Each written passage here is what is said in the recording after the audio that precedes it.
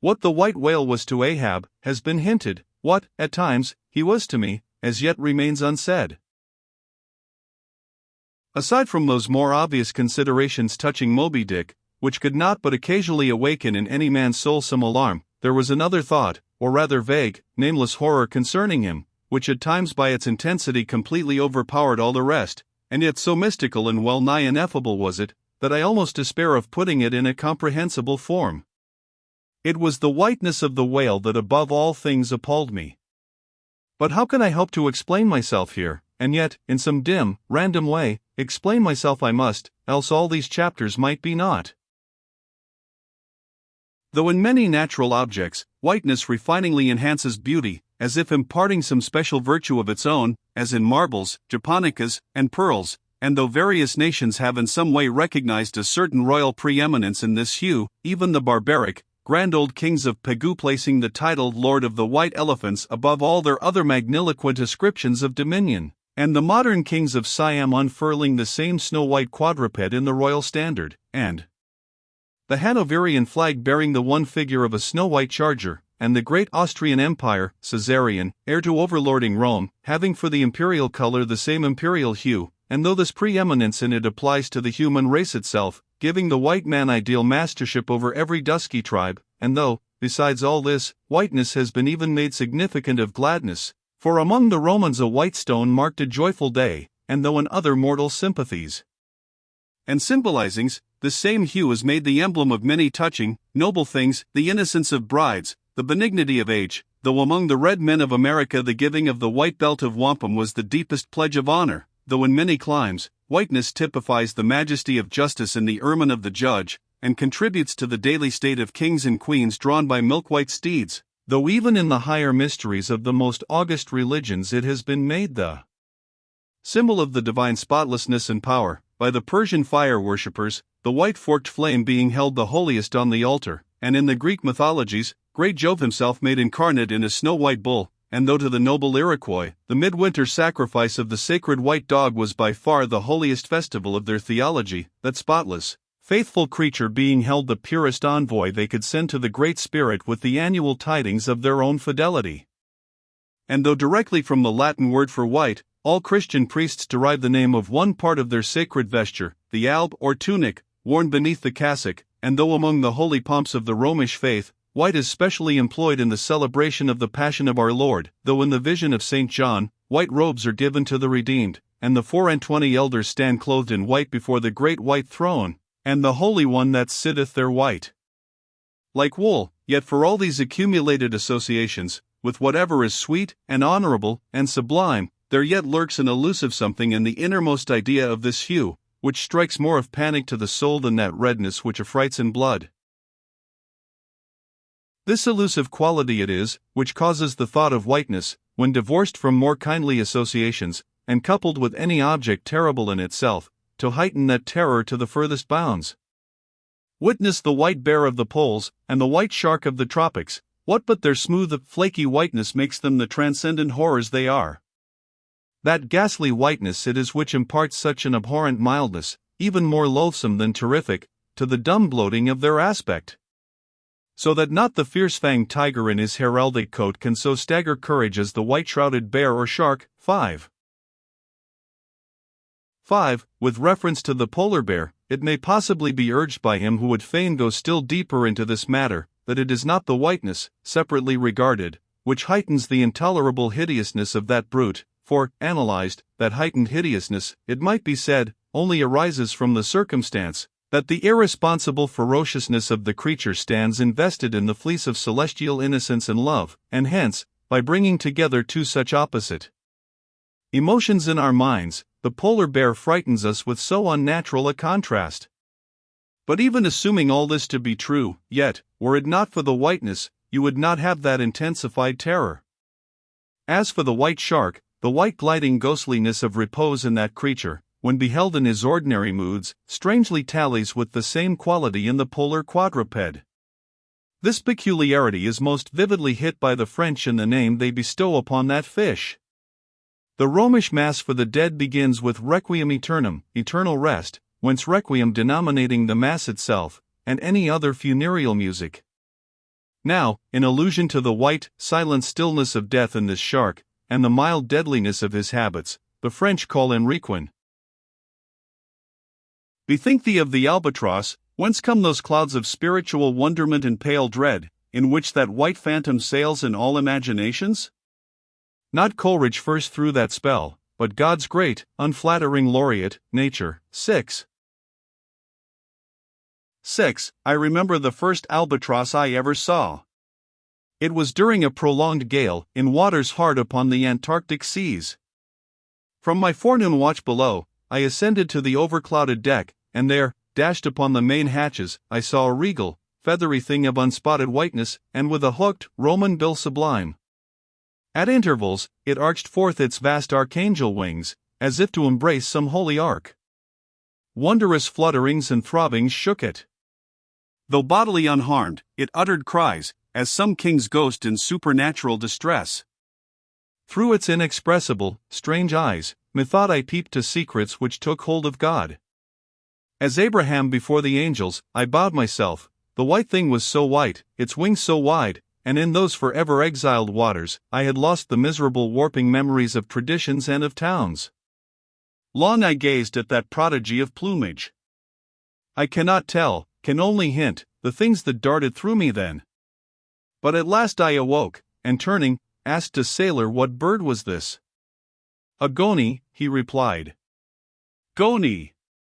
I never had heard that name before. Is it conceivable that this glorious thing is utterly unknown to men ashore? Never. But some time after, I learned that goney was some seaman's name for albatross. So that by no possibility could Coleridge's wild rhyme have had aught to do with those mystical impressions which were mine, when I saw that bird upon our deck. For neither had I then read the rhyme, nor knew the bird to be an albatross. Yet, in saying this, I do but indirectly burnish a little brighter the noble merit of the poem and the poet. I assert, then, that in the wondrous bodily whiteness of the bird chiefly lurks the secret of the spell, a truth the more evinced in this, that by a solecism of terms there are birds called grey albatrosses, and these I have frequently seen, but never with such emotions as when I beheld the Antarctic fowl. But how had the mystic thing been caught? Whisper it not, and I will tell, with a treacherous hook and line, as the fowl floated on the sea. At last the captain made a postman of it, tying a leathern tally round its neck, with the ship's time and place, and then letting it escape. But I doubt not, that leathern tally, meant for man, was taken off in heaven, when the white fowl flew to join the wing-folding, the invoking, and adoring cherubim. Most famous in our Western annals and Indian traditions is that of the white steed of the prairies, a magnificent milk-white charger, large-eyed, small-headed, bluff-chested, and with the dignity of 1,000 monarchs in his lofty, overscorning carriage. He was the elected Xerxes of vast herds of wild horses, whose pastures in those days were only fenced by the Rocky Mountains and the Alleghanies. At their flaming head he westward trooped it like that chosen star which every evening leads on the hosts of light. The flashing cascade of his mane, the curving comet of his tail, invested him with housings more resplendent than gold and silver beaters could have furnished him. A most imperial and archangelical apparition of that unfallen, western world, which to the eyes of the old trappers and hunters revived the glories of those primeval times when Adam walked majestic as a god, bluff-bowed, and fearless as this mighty steed. Whether marching amid his aides and marshals in the van of countless cohorts that endlessly streamed it over the plains, like an Ohio, or whether with his circumambient subjects browsing all around at the horizon, the white steed gallopingly reviewed them with warm nostrils reddening through his cool milkiness. In whatever aspect he presented himself, always to the bravest Indians he was the object of trembling reverence and awe. Nor can it be questioned from what stands on legendary record of this noble horse, that it was his spiritual whiteness chiefly, which so clothed him with divineness, and that this divineness had that in it which, though commanding worship, at the same time enforced a certain nameless terror. But there are other instances where this whiteness loses all that accessory and strange glory which invests it in the white steed in albatross. What is it that in the albino man so peculiarly repels and often shocks the eye, as that sometimes he is loathed by his own kith and kin? It is that whiteness which invests him, a thing expressed by the name he bears. The albino is as well made as other men, has no substantive deformity, and yet this mere aspect of all-pervading whiteness makes him more strangely hideous than the ugliest abortion. Why should this be so? Nor, in quite other aspects, does nature in her least palpable but not the less malicious agencies, fail to enlist among her forces this crowning attribute of the terrible.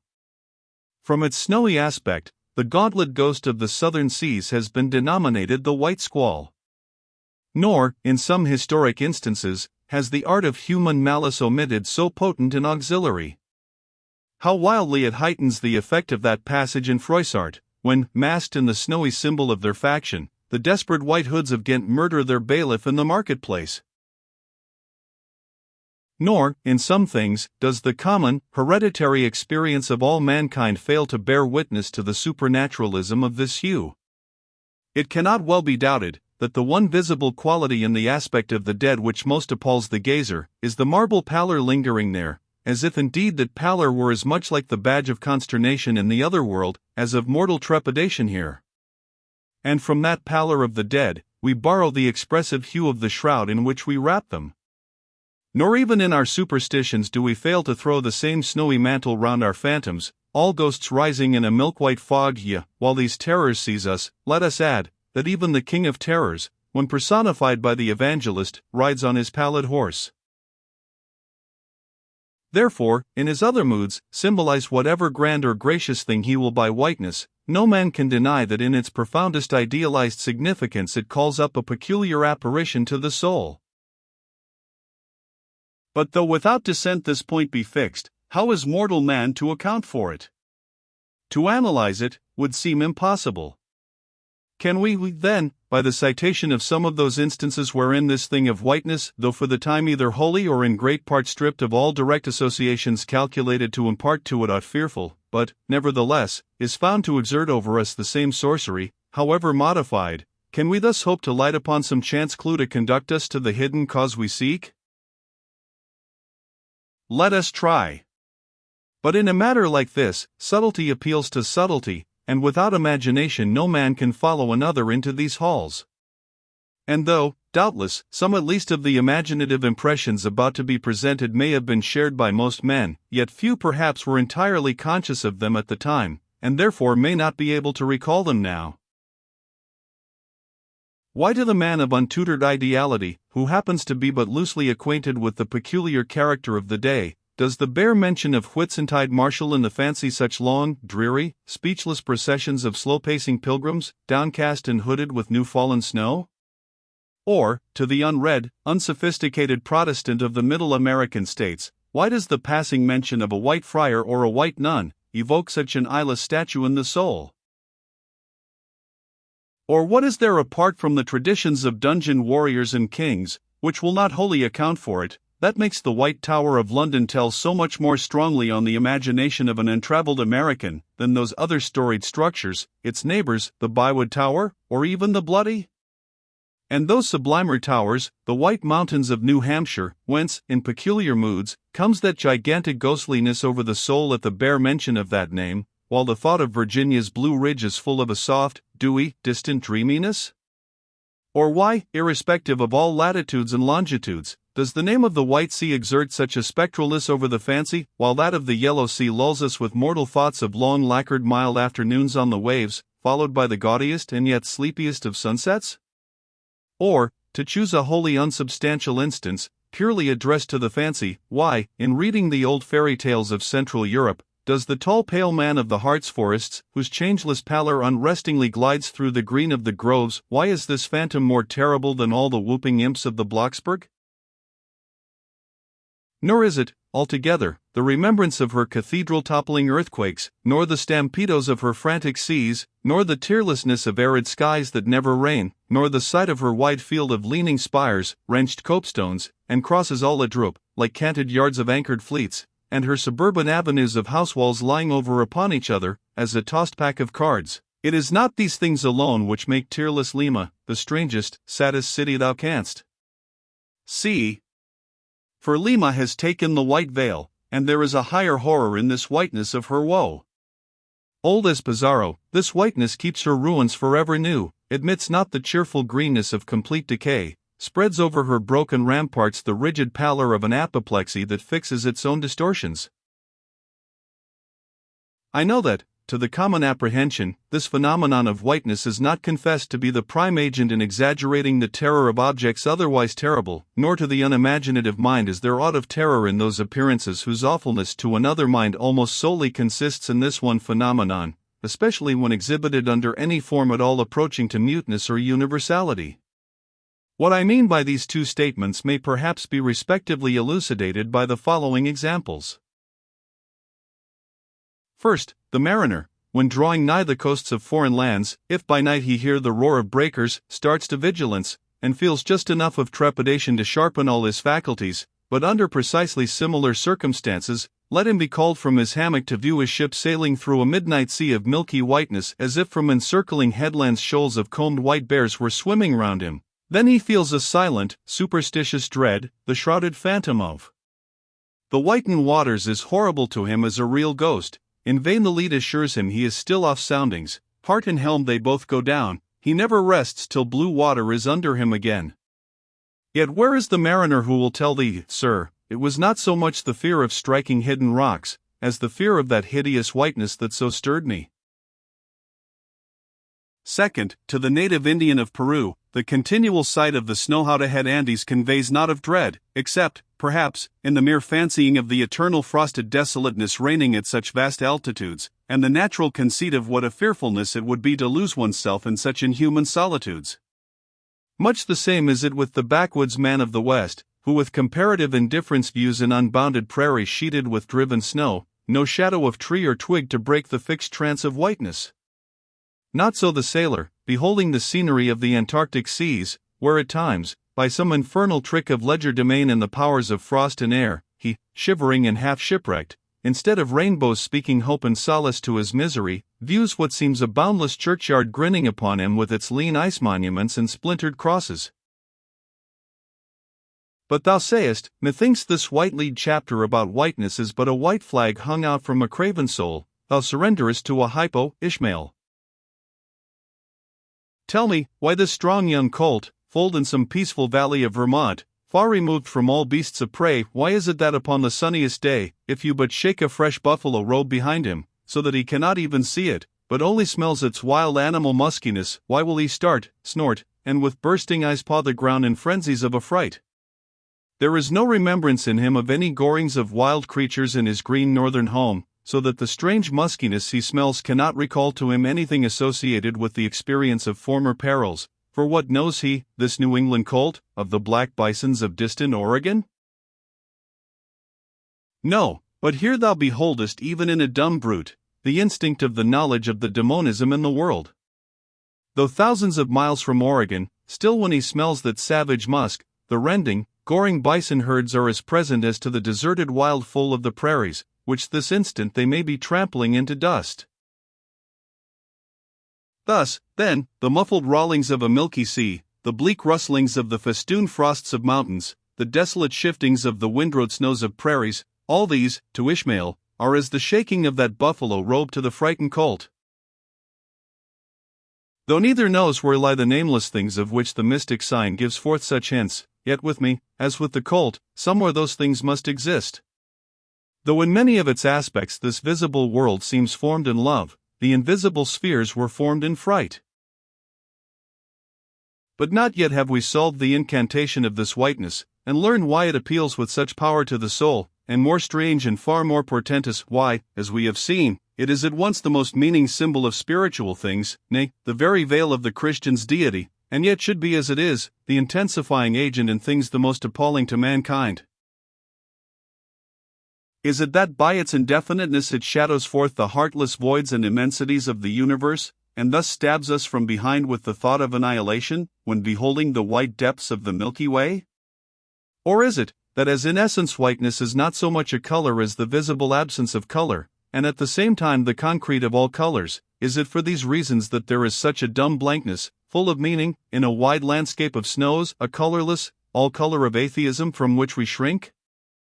And when we consider that other theory of the natural philosophers, that all other earthly hues, every stately or lovely emblazoning, the sweet tinges of sunset skies and woods, and the gilded velvets of butterflies, and the butterfly cheeks of young girls, all these are but subtle deceits, not actually inherent in substances, but only laid on from without, so that all deified nature absolutely paints like the harlot, whose allurements cover nothing but the charnel house within. And when we proceed further, and consider that the mystical cosmetic which produces every one of her hues, the great principle of light, forever remains white or colorless in itself, and if operating without medium upon matter, would touch all objects, even tulips and roses, with its own blank tinge. Pondering all this, the palsied universe lies before us a leper, and like willful travelers in Lapland, who refuse to wear colored and coloring glasses upon their eyes, so the wretched infidel gazes himself blind at the monumental white shroud that wraps all the prospect around him.